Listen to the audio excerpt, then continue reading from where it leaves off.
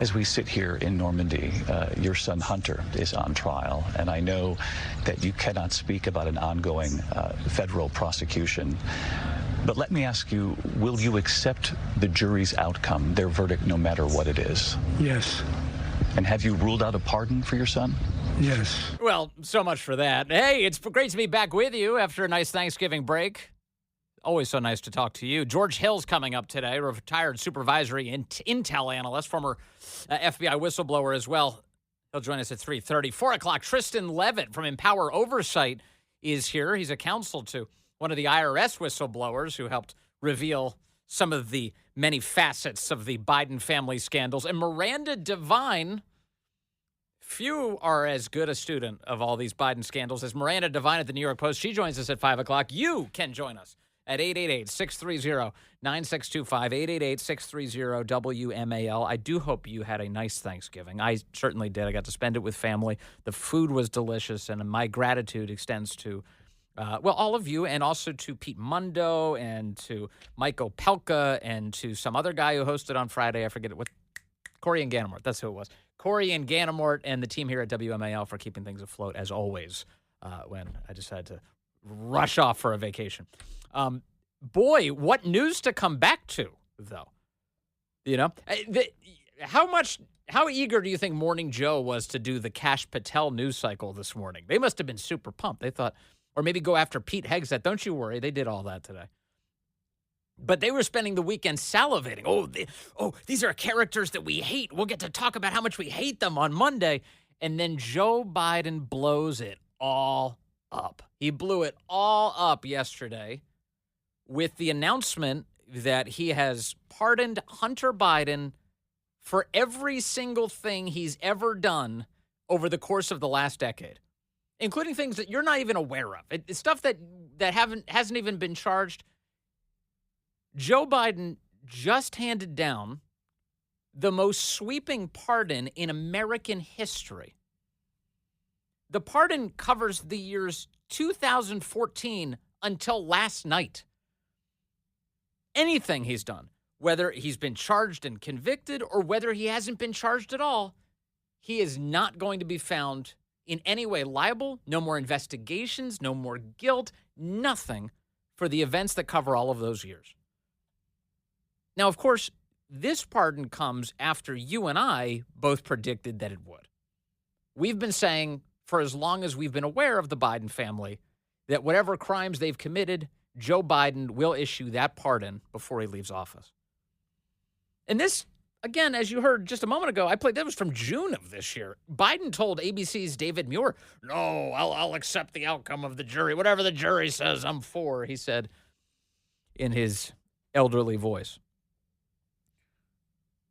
He also said that he wouldn't do a pardon at all. There's no pardon coming. He had completely ruled it out.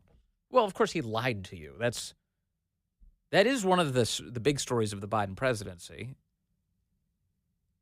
The low regard he has for you and your intelligence and all the people around him.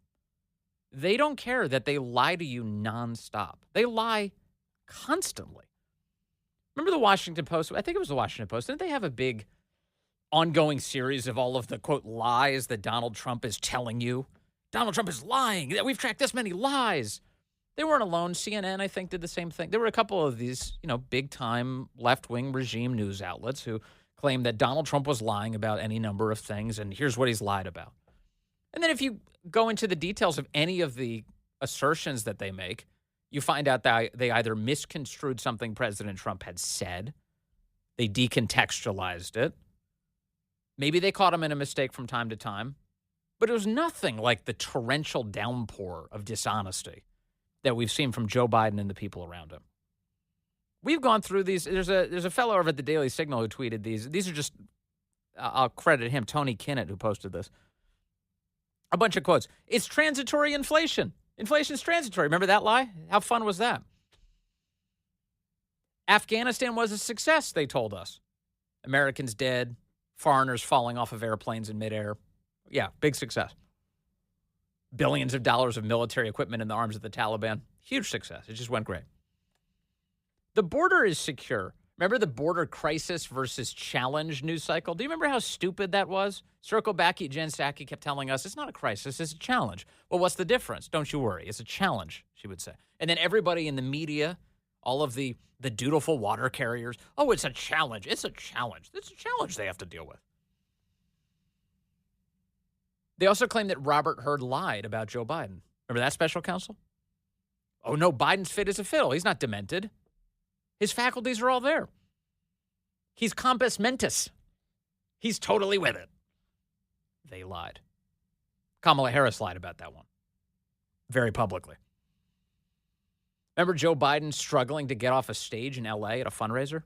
Remember that? Just staring into the crowd. Just mind completely vacant. No idea where he is.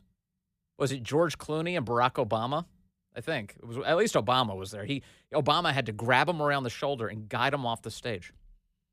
And it would form the basis just weeks later of George Clooney's New York Times op-ed saying that he was shocked by the limited capacity of Joe Biden, that it was time for him to get out of the race. Of course, you and I both know George Clooney didn't write that without Obama telling him to. They like hanging out in Italy together, and George Clooney does whatever Obama says. So he says, sure, I'll write the op-ed in the New York Times. So they got rid of Biden. Clooney was in on that. Remember the lie they told you at the time? Cheap fake. The video's a cheap fake. They lied. They just said it's not real. What you're looking at is, had you ever heard that phrase before? Cheap fake? We had heard deep fake, which is like when you take somebody else's face and put it on a different person's body. It's a deep fake. Or use artificial intelligence or something like that. Cheap fake? Where did that come from? The White House invented it. The White House started using this as a terminology to suggest, well, yes, the footage is real, but it's being misconstrued in such a way as to mislead you, and don't believe it. Don't believe your lying eyes. These are cheap fakes. They lied to you.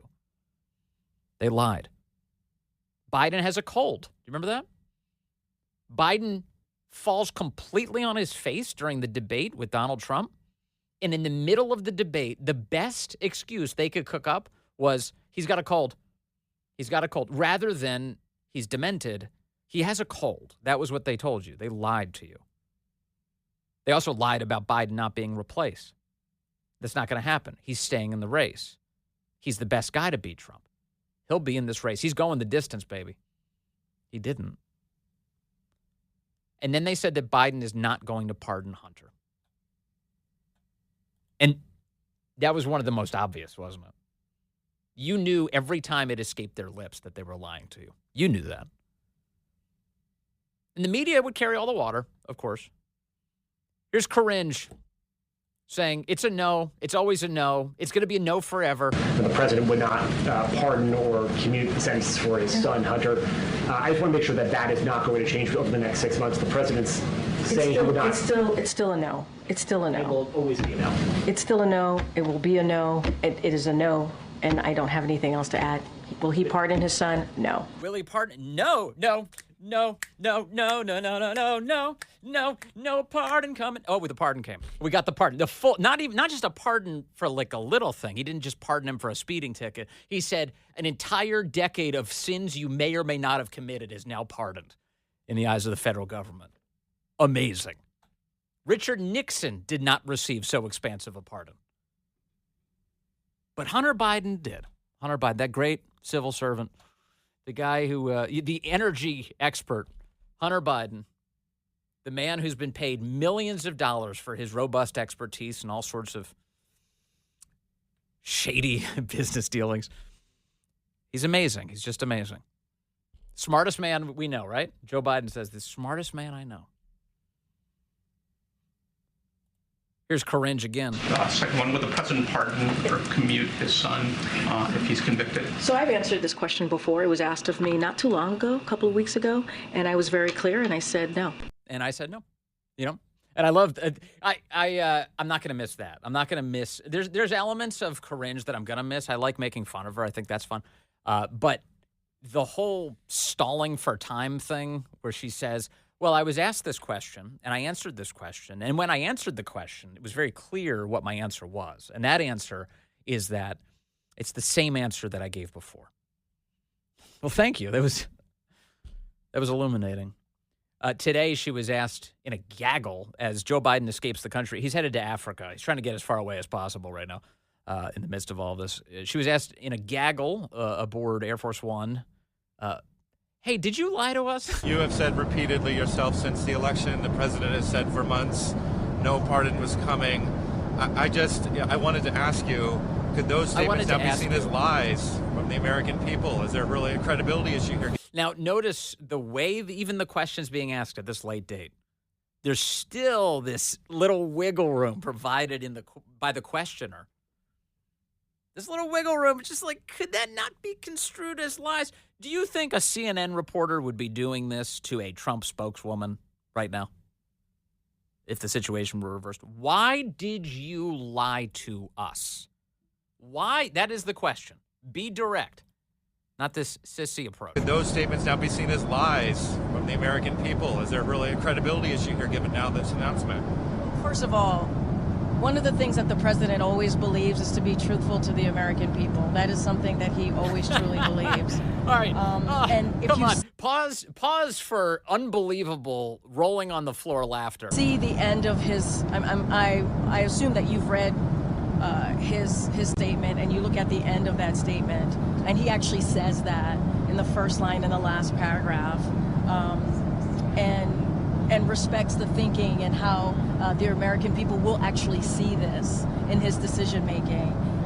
And I would encourage everyone to read in full the president's statement. The first line in the last paragraph, this is, well, it's not long. I'll read it to you. This is Joe Biden's statement on the subject. And again, remember, as I say Joe Biden, you can always place that name in quotation marks because it's not clear that Joe himself had any involvement in any of this. In fact, to cut to some more information on this, CNN's Jeff Zeleny today reports it was Jill who basically coordinated the whole damn thing. Clearly, there was pressure inside the family. We were told really in recent weeks that Dr. Jill Biden, who studied Jill Biden, was very supportive of the president doing something like this. The president was not sure, but we clearly have seen now he has come to this decision to pardon his son Hunter. Oh, I see. It was doctor's orders. That's why they did it. Dr. Jill said, you've got to pardon Hunter, and Joe responded, and then they moved his hand for him, and they signed the pardon. Here's the statement that they wrote in his name. They said this: today, I signed a pardon for my son Hunter. From the day I took office, I said I would not interfere with the Justice Department's decision-making, and I kept my word, even as I have watched my son being selectively and unfairly prosecuted. Now, just to remind you, as I'm going through this, it's his Justice Department. It's the Biden DOJ. He says is unfairly, selectively prosecuting his boy. That DOJ, it sure is rigged, says Joe Biden. Without aggravating factors like use in a crime, multiple purchases, or buying a weapon as a straw purchaser, people are almost never brought to trial on felony charges solely for how they filled out a gun form. Those who were late paying their taxes because of serious addictions but paid them back subsequently with interest and penalties are typically given non-criminal resolutions. It is clear that Hunter was treated differently. Let me pause here to remind you of something. There was an effort to treat him differently in the sense that they tried to make all of this go away. Were it not for the IRS whistleblowers coming out, telling Congress, making it clear that the system was rigged to the benefit of the Biden family, it is very likely that Hunter would have gotten the sweetheart plea deal that he arranged with the United States Department of Justice. And it was only thanks to those IRS whistleblowers and Judge Mary Ellen Noreika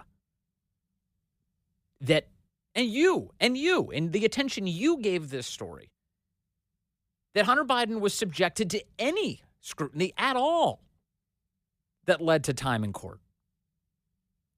He was being given preferential treatment. He was living under a different standard, which is he was being given blanket immunity back then. So that version of blanket immunity failed. Joe Biden just delivered a different version, and a more durable version, presidential pardon for an entire decade of events. Biden's statement continues. It says, the charges in his cases came about only after several of my political opponents in Congress instigated them to attack me and oppose my election. False. IRS whistleblowers who saw a double standard at play came forward to reveal it. Then a carefully negotiated plea deal agreed to by the Department of Justice unraveled in the courtroom, with a number of my political opponents in Congress taking credit for bringing political pressure on the process. Had the plea deal held, it would have been a fair, reasonable resolution of Hunter's cases. No, it would have been a corrupt inside deal, which gave Hunter Biden blanket immunity for things that hadn't even been charged yet, to include Foreign Agent Registration Act violations. That is, doing the bidding of a foreign country. No reasonable person who looked at the facts of Hunter's cases can reach any other conclusion than Hunter was singled out only because he's my son, and that is wrong.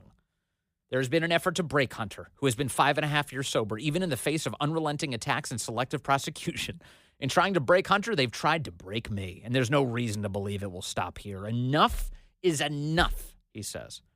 For my entire career, I have followed a simple principle. Just tell the American people the truth.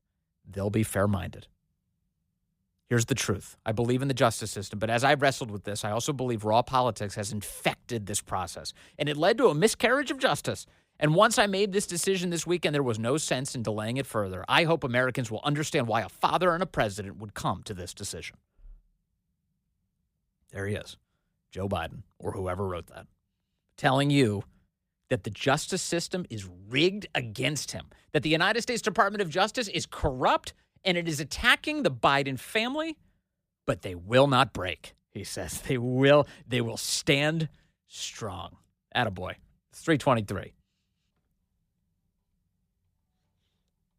Hey, good afternoon to you. 3:36 here, News Talk 105.9 WMAL, where we're making sense of the news. Coming up from Empower Oversight and an attorney for IRS whistleblower Gary Shapley, Tristan Levitt will be here with his reaction to Joe Biden's pardon of Hunter. And then at 5 o'clock, we talk to Miranda Devine from the New York Post. And you can join us at 888-630-9625, 888-630-WMAL. President Trump has named his pick to be the new FBI director. That would be regular guest here on this program, Kash Patel, the former chief of staff to the Secretary of Defense. He's done a lot of really important jobs, including sussing out much of the corruption within the intel community. Kind of the perfect guy for the role, if you ask me. CNN has a fellow called Andy McCabe who works there. He was on air reacting to this. You should probably be reminded he was fired for being a liar from the FBI. He was the deputy director there. And he has a sad. It's a terrible development for the men and women of the FBI and also for the nation that depends on a highly functioning, professional, independent Federal Bureau of Investigation. The fact that Kash Patel is profoundly unqualified for this job is not even like a matter for debate.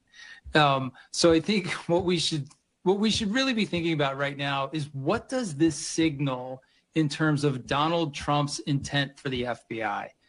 The installation, or the nomination, I guess we should say at this point, of Kash Patel as FBI director can only possibly be a plan to disrupt, to dismantle, to distract the FBI, and to possibly use it as a tool for the president's political agenda. Boy, I think the FBI could use some disrupting and dismantling.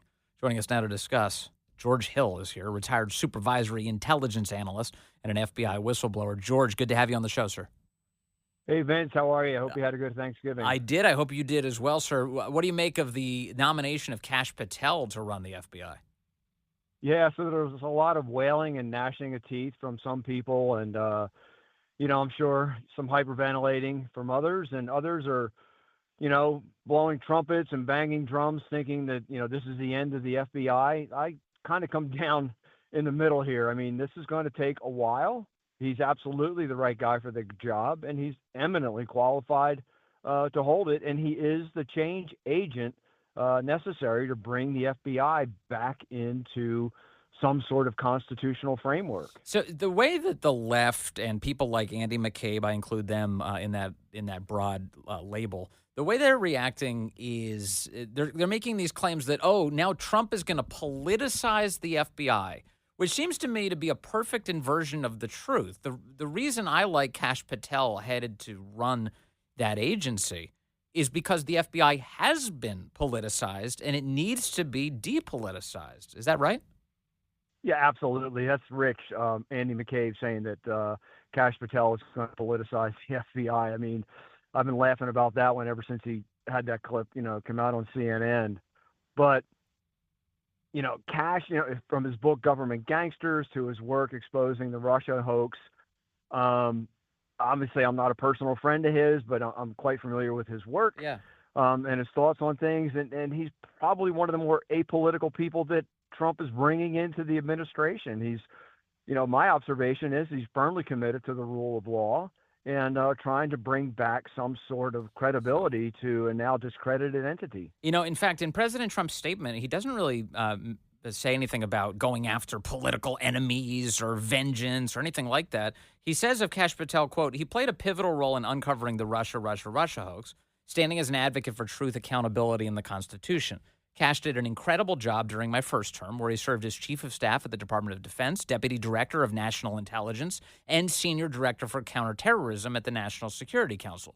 Kash has also tried over 60 jury trials. This FBI will end the growing crime epidemic in America, dismantle the migrant criminal gangs, and stop the evil scourge of human and drug trafficking across the border. That's how President Trump describes why he's appointing Kash Patel. I'm sorry, maybe I missed it there, George Hill, but it sounds to me like President Trump's focus is entirely on the crimes that are plaguing our country. Yeah, I'm missing the vengeance in that tweet or posting in Truth Social from President Trump. I didn't see it, didn't hear it. Have no idea where the left is coming from. I know Tucker Carlson and others have said that they always accuse you of what they're doing. Yep. So they heap these kinds of things on President Trump and Kash and others because that's what they have been doing. So, look, if I were running the FBI or in a position of authority there, I would bring in each director and say, okay, give me your elevator pitch. You've got 3 minutes to tell me what your directorate does to make the country safer, who you interact with, other agencies to accomplish that mission, and what does your ideal intelligence analyst and ideal agent look like? What are their qualities? You have 3 minutes, go. And if they can't answer it, they pack their stuff and they're gone. That should always be the focus. What is your director? What is the FBI doing to make the American public safer? And if you can't answer that extemporaneously off the top of your head, then you're just a box checker. You're just an empty suit. You need to go. As somebody, if should Kash Patel prevail, and Lord willing he will, whoever ends up in that job, what is on their priority list in your view, George? I mean, obviously you talk about focusing on the rule of law and restoring the FBI to enforcing the law without regard for political affiliation. But how do you approach that? I mean, for instance, how many people need to be fired at the upper echelons of the FBI to achieve that mission? So hopefully, God willing, Kash is the guy. The first thing that's going to happen is a cultural change, and then it flows out from there. It took Bob Mueller 2 years after 9/11 to get the FBI to shift focus to international terrorism. I don't think we have 2 years for Kash to make the kind of changes necessary. Oddly enough, I actually do agree with the current DNI, the head of the CIA, and Director Wray, that all lights are flashing red. We're in a very dangerous environment. So the first thing he's going to have to do is do no harm. So he's going to have to restructure, reorganize, and re-energize the agency so that it's hyper-focused on the threats that we're facing. And I think key to doing that is getting out of this mindset that came about after 9/11, where national security meant that no American should die at the hands of a terrorist. That has to stop.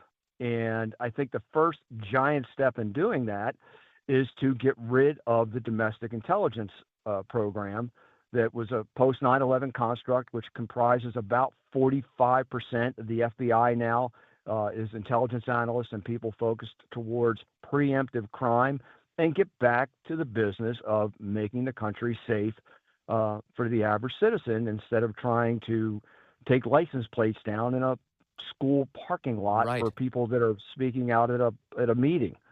You know, there are endless stories that we're aware of publicly. We've talked about on this program from what you just discussed, the idea of FBI agents tracking license plates of people attending school board meetings, or FBI field offices declaring that Catholics who practice the traditional Latin Mass should be considered extremists, or any number of people sitting in wheelchairs singing church hymns outside of abortion mills being raided by the FBI. We've seen a lot of that. Also, of course, using foreign intelligence surveillance tools to spy on American citizens. Is that what you're talking about when you talk about a cultural change, getting rid of that? Yeah, there has to be that sort of thing, that cultural change. But that was a change that was made by Barack Obama in the waning days of his presidency in January, changing Executive Order 12333, opening the NSA Holy of Holies to the FBI and allowing them to peruse those classified databases in pursuit of anticipatory infractions, preemptive crime. And that needs to change. That's an easy fix for President Trump, just to amend EO 12333. But a cultural change, though, in that we're not focused on, DEI and American citizens are not our enemy, and focus on back to the core missions that the FBI has always been focused on prior to 9/11. People are all up in arms about the Hunter Biden, pardon, but, that's where the big money is, and that's where the offense is to the American public, which is white-collar crime. And when it gets roped in with public corruption, that's where it becomes dangerous to the American citizen. That used to be the stock and trade of the FBI, and now it's a laughing stock. Well, we've heard from FBI whistleblowers like yourself that that you've had agents who've been pulled off of child exploitation cases in favor of January 6th nonsense. And that strikes me as, and I think any decent person, as a real betrayal of the job of the FBI. And that's the cultural change that needs to take place, right? It's not the American citizenry at large who is the threat to the Constitution and to the Republic, but it's all the other things that the FBI historically has been known to do, which is, like you said, human trafficking networks, public corruption, white-collar crime, those kinds of things that tear at the very foundations of our society. So, George Hill, right now there is an FBI director, Christopher Wray. He's been in that role since 2017. Usually these FBI directors, traditionally, they serve 10-year terms. But the president just said, I'm making Kash Patel the new FBI director. Come January 20th, what should Chris Wray do? Should he just resign, knowing that he doesn't have the president's confidence? Yeah, he doesn't seem like the pugnacious type, except when he's on SAC conference calls, the weekly conference calls where he badmouths members of Congress. He can be quite pugnacious then, but I don't know if he really has that kind of chutzpah that he's going to wait and make the president fire him. He might, but I doubt it. He doesn't seem like that guy. I've only met him face-to-face once. He'll probably... If he's smart, he's probably packing up his office now. All right. Well, we'll see what happens here. Kash Patel, though, is slated at this moment to be the next director of the FBI. Our guest, George Hill, thinks that's a great idea. So do I. George, thank you very much for your time today. I really appreciate you being on air with us. Hey, anytime. Take care. There he is, George Hill, retired supervisory intelligence analyst and an FBI whistleblower. It's unfortunate how many of those we need, whistleblowers. That kind of is a sign, isn't it? If you need more, I mean, there's so many pouring out of the woodwork. It's a sign of an agency that's in desperate need of repair. And Kash Patel's just the guy to do it. I don't know about you, but with each of these picks, it's impossible for any of us to know everything about all of them, right? Impossible. But when they occur, my view of the nominee is basically inversely proportional to the screeching that I hear from the establishment. the more people like Andy McCabe howl on CNN and freak out about all of this, the more I like the pick.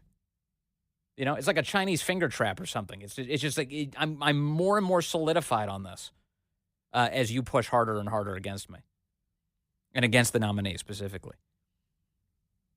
It's a sign that the status quo is not going to continue, which is why when I see status quo figures freaking out, it gives me joy.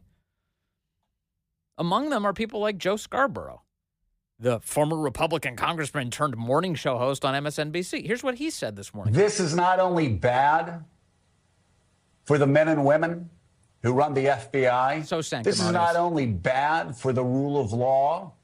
This is not only bad for the First Amendment. This is not only bad for the United he really thinks he's on something. You hear the poetry that he's lacing in here? States of America. This is bad for Donald Trump. This is bad for the Trump administration.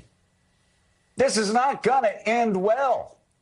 So I think the best case scenario for what does he even mean by that? Everybody is that Kash Patel and this talk of Kash Patel ends like the Matt Gaetz nomination ended. Because this will not go well for anybody.